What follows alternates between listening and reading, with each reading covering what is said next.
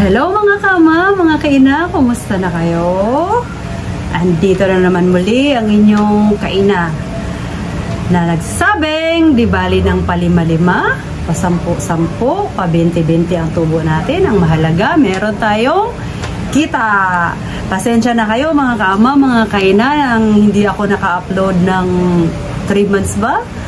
Kasi syempre sa ating mga nagtitinda, pagdating ng mga beer months, kailangan na nating maghanda ng mga pwede nating pagkakitaan pagdating ng December. Kasi doon mabenta, doon maraming pera ang mga tao, so doon lang tayo makakabawi ng kahit papano. Ngayon mga kaama, mga kaina, ngayon lang ako nagkaroon ng time na mag-vlog kasi na-touch ako sa ginawa ng mga kasama ko, sa mga tao ko sa tindahan, kasi nag-exchange gift kami. Ngayon, ako ang ka-exchange gift nila. Tapos sila naman, magbibigay sa akin, ako magbibigay ng gift sa kanila. Hindi ko rin mapakita sa inyo yung binigay ko sa kanila. Pero, yung binigay nila sa akin, nakaka-touch mga kaama, mga kaina. Kasi tinanong nila ako kung ano daw ang gusto ko. Sabi ko, wag na gamit kasi hindi ako mahilig sa gamit. Kung sa mga ano naman sa bahay, sa supplier pa lang kasi mga kaama, mga kaina, pag nagtitinda ka, bawa talaga Pasko yan. Halos sabay-sabay yung mga gamit dito. Minsan nga naiimbak lang dun sa taas. Hindi ko na nagagamit. Kasi yung supplier pa naibigay. Pati oven ko, fryer ko. Lahat na lang mga kaama, mga rice cooker, electric pan. Ano na talaga yan. Sa supplier, libre talaga yan mga kaama, mga kaina. Pagdating ng December, bibihira lang sa supplier or yung nagsusupply sa paninda ninyo ang hindi nagbibigay.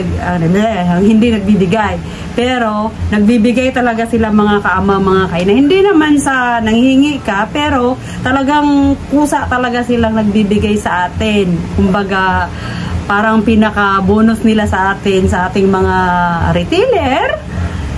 Kumbaga, sa pagtangkilik sa paninda nila, kaya binibigyan nila tayo ng mga ganun. Pero dito ako na-touch mga kaama, mga kaina, nag-change gift kami ng mga kasama ko. So, sabi nila sa akin, ano ibibigay nila sa akin? Sabi ko, ayoko ng gamit. Kung pwede, kahit bigyan nyo na lang ako ng isang taling kangkong or isang balot na sibuyas or bawang. Yun ay magagamit ko talaga. Ipapakita ko sa inyo kung anong regalo nila sa akin. Sige po, ito. Yan yung mga sinasabi ko sa inyo mga kaama, mga kaina, na hindi ko nagagamit dahil sa mga supplier.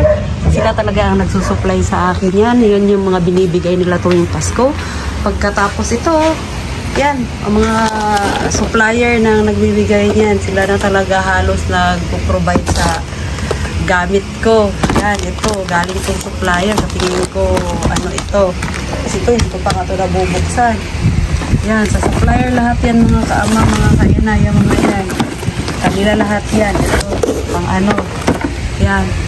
Kaya pagdating ng December, ay marami kang gamit.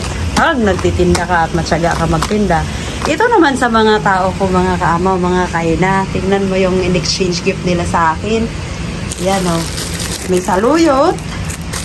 Ang dami. May kalabasa. Ilan yung kalabasa nito? Galing kay Ariel Unat. Laki to mga kama, mga kaina. Ito naman, opo.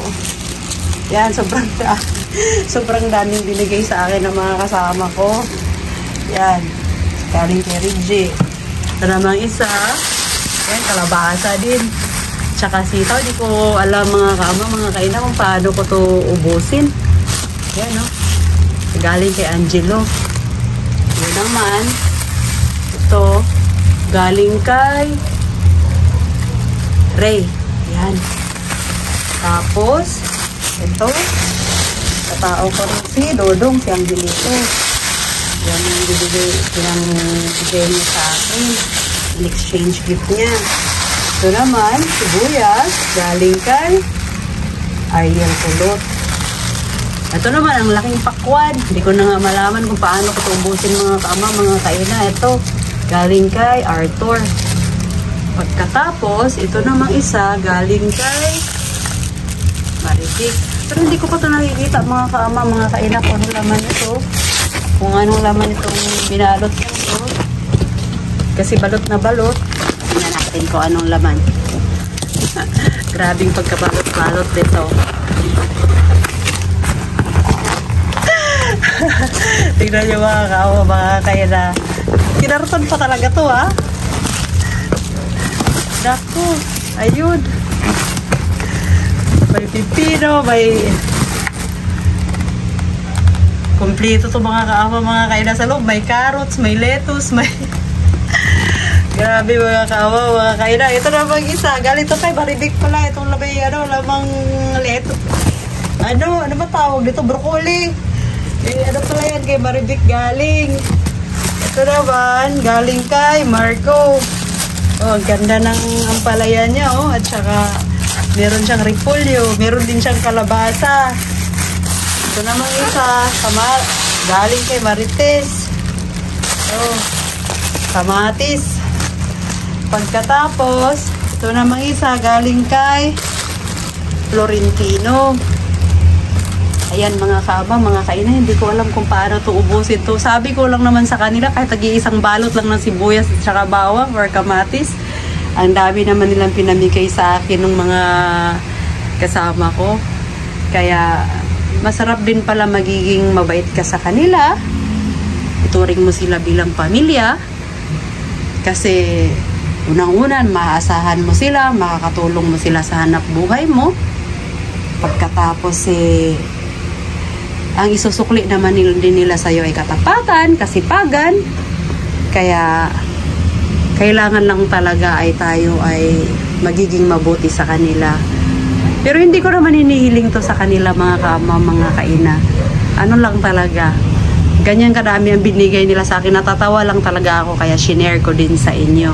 Kaya maraming salamat po. Sana tayo ay parehas pagpapalain ngayong darating na bagong taon. Ingat po kayo.